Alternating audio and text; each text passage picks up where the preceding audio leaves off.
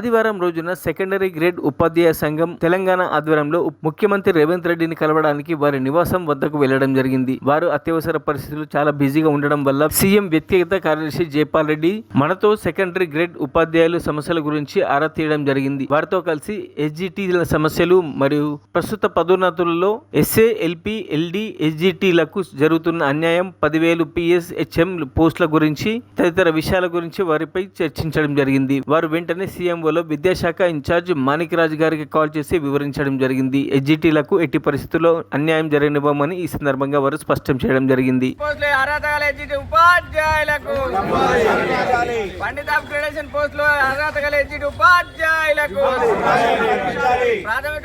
ప్రధానోపాధ్యాయుల ఉపాధ్యాయ పోస్టులో B Ed, TTC ఉపాధ్యాయులందరికీ అవకాశం కల్పించాలి.